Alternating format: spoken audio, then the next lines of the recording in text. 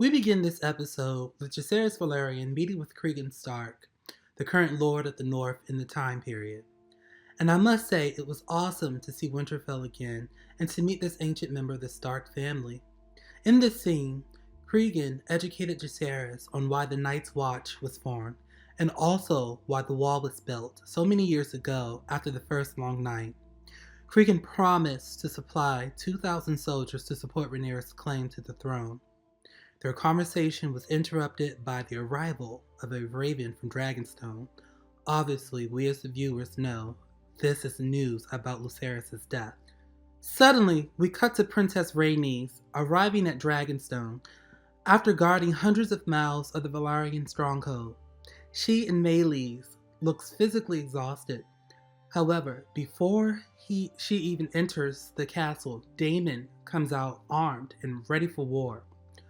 Orders her to get back on a dragon so they can travel to the Red Keep to kill Vhagar.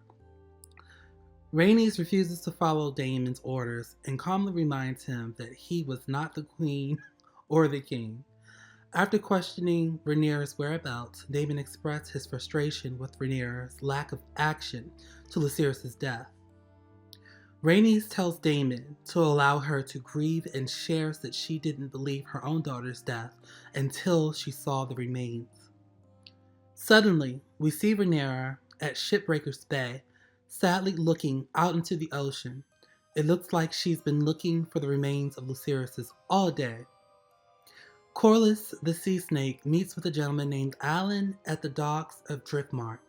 He thanks him for saving his life. I'm not sure why this character is being introduced, but I feel like he may be an illegitimate offspring of Corlys's. Next, we catch up with the Greens and see the Red Keep has been fortified with scorpions. We cut to a scene of Aegon looking for Jaehaerys so he can bring him to the small council meeting. He expresses to the queen and his sister wife Helaena he feels it's important for Jaehaerys to attend the meeting since he will be king one day. Helaena tells Aegon that she's afraid. Aegon assumed she was talking about the unpredictability of the possible civil war and assured her she had nothing to fear. Helaena then clarified her statement by saying, "Not the dragons, the rats." After an awkward pause, Aegon dismisses her confusing concern and leaves the room. We then witness Alicent being sinful by being pleasured by Sir Criston Cole. After our naughty girl gets her rocks off, she tells Sir Criston they cannot do that again. Both Alicent and Sir Criston arrive at the small council. King Aegon appears to be less interested in planning how to secure alliances with other houses, and more interested in humiliating the ancient Lannister, who's the crown's current master of coin, by asking him to give his son Jaehaerys a pony ride. Alicent refocuses the meeting, and then suddenly Aemon enters the small council room. Alicent asked the reason for his presence and reminded him that he had no place on the council. Aegon insists that his brother remains in the room. Otto Hightower informs Aegon he's been sending out ravens to the other houses in hopes of gaining their support for him in the upcoming civil war. He also suggests that Aegon be patient and have faith that he'll have the support he needs. After the meeting, Alicent is approached by sneaky Larys Strong, and he informs her he eliminated all servants that may have been loyal to Princess Rhaenyra's claim to the throne. He also took it upon himself to hire a new personal staff for Alicent. We then cut to Alicent bathing with her new staff surrounding her. It was clear she was uncomfortable and sees these servants as extensions of Larys. She asks them to leave the room and begins to scrub her arm profusely with a look of concern on her face. And just like that, we get back to Rhaenyra. She hears commotion coming from a nearby beach because a dragon wing washed upon the shore. She immediately gets on Cyrax and arrives on the beach, scaring the commoners away from the shore. She quickly jumps off Cyrax and runs to the dragon wing and begins to cry after she finds Lucerys' cloak. You can really feel the character's despair in the scene. Emma Darcy did a great job portraying this. Next, Aegon meets with the commoners to address their concerns and possibly fulfill their request. I found myself laughing every time Otto would approach Aegon to express his disagreement with any decision Aegon made pertaining to the small folk's request. Afterwards, Sneaky Larys approaches Aegon and seems to vaguely suggest he removes his grandfather Otto from being his hand. Alicent meets with Otto and asks him not to undermine her voice in the small council meetings, because she fears her voice will grow deaf amongst her adult male children. Otto agrees and informs her they're past a peaceful resolution to the Civil War, and that violence is inevitable. In the next scene, we see rightfully angry and depressed Rhaenyra enter her council room. Daemon approaches her and quietly asks if she found what she needed.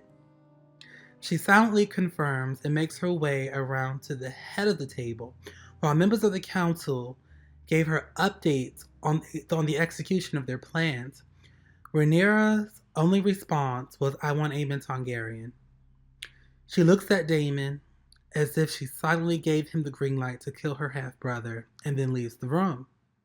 The look on Daemon's face makes it clear he's excited to strike back at the Greens. Daemon then meets with his treasonous prisoner Mysaria and asks for some knowledge in exchange for her freedom. Afterwards, we quickly cut to Jacaerys reporting back to Rhaenyra that she has the support of several northern houses. He breaks down crying and his mother embraces him as they both grieve the loss of Lucerys. Next, we see Alicent entering a sanctuary. She kneels and begins to light candles for the deceased. Simultaneously, we see Team Black burn a few items in a ceremony being held in Lucerys' honor. Afterwards, we see Daemon sneak his way into King's Landing and meets with the infamous Blood and Cheese duo and makes a down payment for the assassination of Prince Aemon Targaryen. Following this event, we cut to Aemon meeting with Sir Criston Cole, explaining his plans to gather allies in the realm. Otto enters the room and orders Sir Criston to get back to his post. Otto then suggests Aemon have patience and promises he can have all he wants if he controls his impulses. Finally, we get to the moment we've all been waiting for, the infamous Blood and Cheese storyline. The pair enters the Red Keep in the hidden tunnels and make their way to the royal quarters. After sneaking past the throne room, they stumble upon Helaena and her two children. While placing a knife to her throat, Cheese orders her to point to the male heir.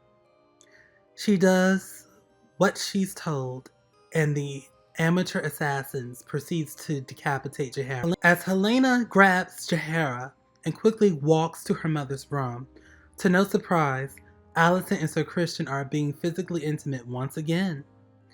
Startled, Alicent quickly hops off Sir Criston and asks Helaena what's happened. Unfazed by what she walked in on, but still in shock from what she just witnessed, Helaena sits on the floor while holding onto her daughter tightly, looks up at her mother and says they killed the boy. We see a look of concern and confusion on Alicent's face, and then we fade to black. Overall, this was a strong first episode to kick off the season.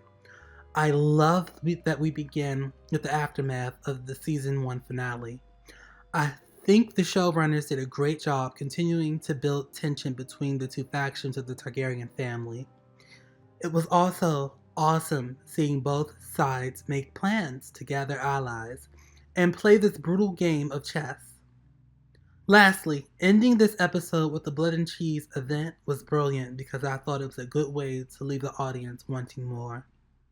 I rate this episode B+. If you like this recap and review, please subscribe